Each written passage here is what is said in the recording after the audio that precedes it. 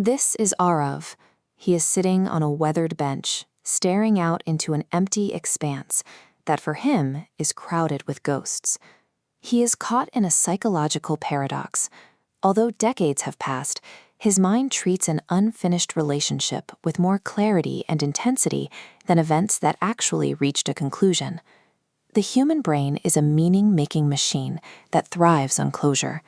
When a narrative is cut short, the mind often refuses to archive the file, keeping the emotional weight of the story active and unresolved in the background. As a light rain begins to fall, it acts as a precise sensory trigger. It detaches Arav's consciousness from the present and pulls him back to a specific afternoon in his youth. This mental timeline builds towards an emotional peak, fractures at the point of impact, and then anchors itself to that moment forever. Arav is living in that permanent loop. The loop always starts here. A vibrant college campus. Heavy rain falling exactly as it is now. This is where he meets Saya.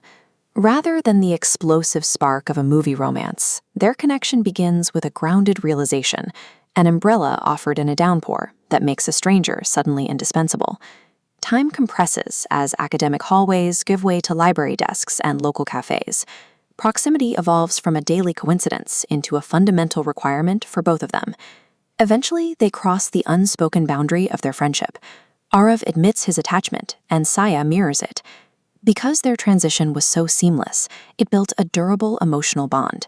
They established their relationship layer by layer, creating a sense of invincibility that masked the fragility of their situation. The dynamic shifts as Arav and Saya stop living in the moment and begin aggressively planning for a future they haven't yet earned. They map out the specifics, the architecture of a shared home, the logistics of a wedding, and how their combined lives will fit into the world around them.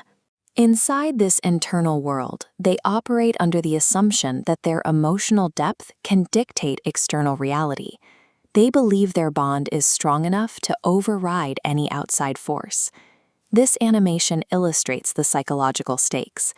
As these two identities merge into a single future reality, the connection becomes a structural part of their lives. When the break finally comes, they lose the entire mental world they spent months building. The collapse of that world arrives in a single conversation.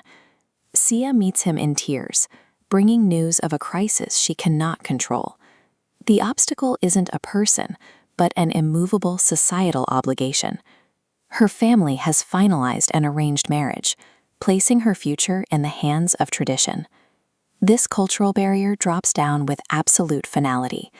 It severs the shared future they constructed, leaving only disconnected fragments and an immediate requirement to surrender. Their final moments take place on a rain-slicked railway platform.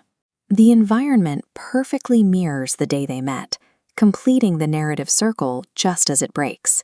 The separation is mechanical and unstoppable.